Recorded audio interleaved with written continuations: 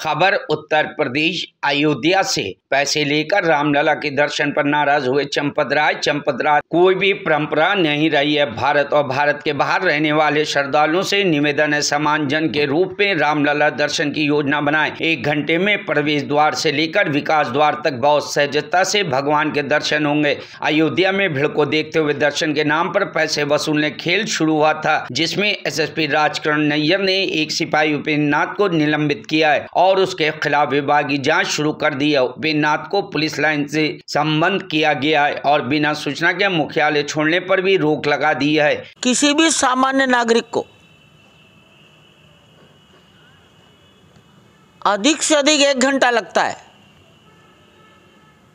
Line में लगता है और दर्शन करके बाहर आ जाता है। जो लोग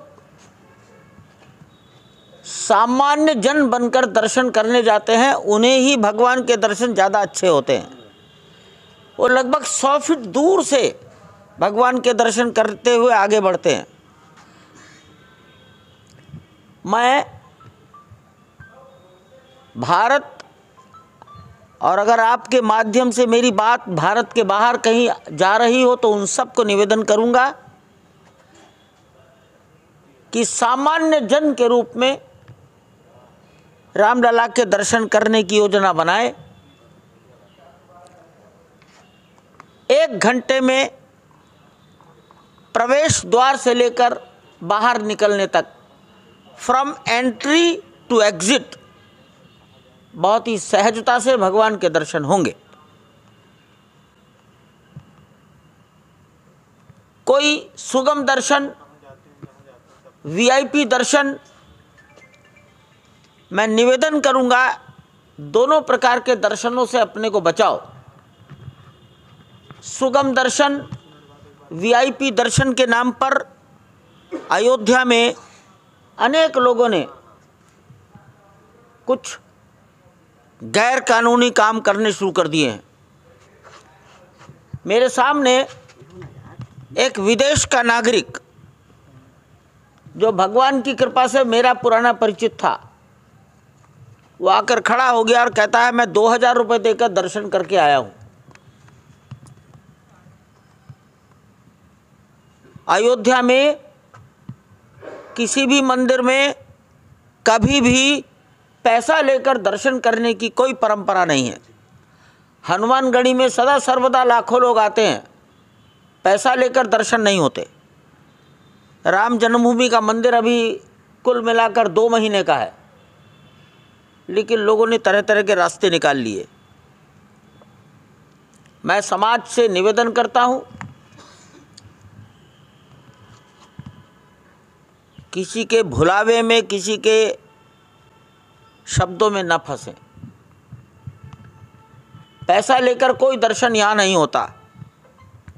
राम जन्मभूमि तीर्थ क्षेत्र ट्रस्ट ने ऐसी कोई योजना नहीं बनाई और किसी को यह अधिकार नहीं दिया। अयोध्या के